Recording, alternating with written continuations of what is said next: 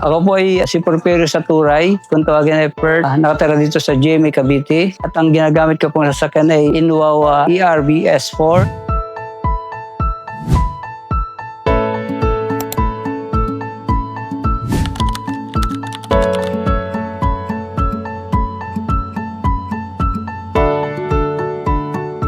Bilang isang ama po, malaking tulong po sa akin ang paggamit ng Inwaw sa pang-araw-araw po naming hanap buhay, lalo na po nung magkaroon po ng pandemic. Sobrang ginamit po ko po itong e-bike na to. Nakakatulong pa po ako nung panahon ng pandemic, yung lalabas po sa aming tahanan papunta pong palengke.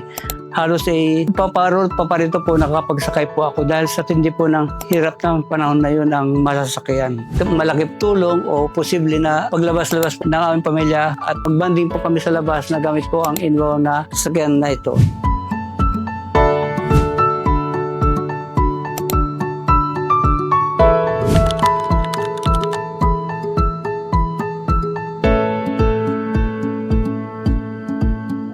Malaking tulong po para po sa aming kabuhayan. So dahil ito po ay nagagamit namin bilang hindi lang po sa pang-araw-araw naming pagpasok sa trabaho, kundi maging sa pamamagitan ng kunting negosyo na siya kong pinagkikitaan sa panahon ngayon. Kung wala po itong e-bike na to, mahirap po para sa akin ang mag-araw-araw mamasahe. Dahil sa taas po ngayon ng pamasahe sa tricycle, halos wala na rin ako iti-take home na pera para sa aking family.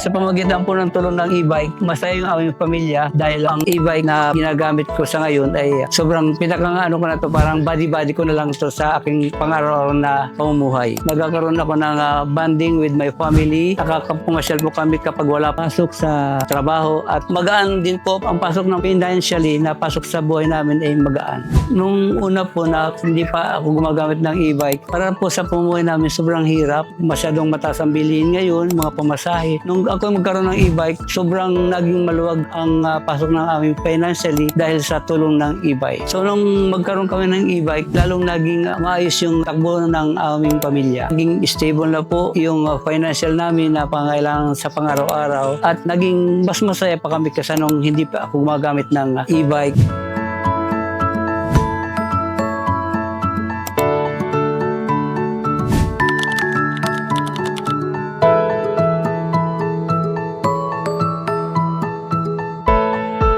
Nung magkaroon ako ng e-bike, malaking pagbabago sa buhay namin bilang isang ama dahil nagagamit ko po ito sa simpleng lakad. Katulad po nang pupunta kami sa church na magkakasama. Malaking tulong ito sa amin.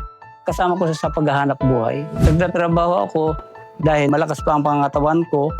At passion ko na rin ang magtrabaho. Sa kabila ng ang edad ko nga ay senior na ako ngayon, kaya tuloy ang buhay namin with God grace. So tinulungan ako ng e-bike. Katulad na nabanggit ko kanina na sa pamasahe lang, sobrang tipid na namin sa pamasahe at comfortable pa. Gusto kong matanim sa kanilang isip, ang kanilang ama ay isang ama na responsable sa kabila ng edad ko bilang isang senior, ay patuloy ang buhay. Sobrang kasayahan ko nung ako magkaroon ng e-bike, lalo tigit itong modelo na ERV S4.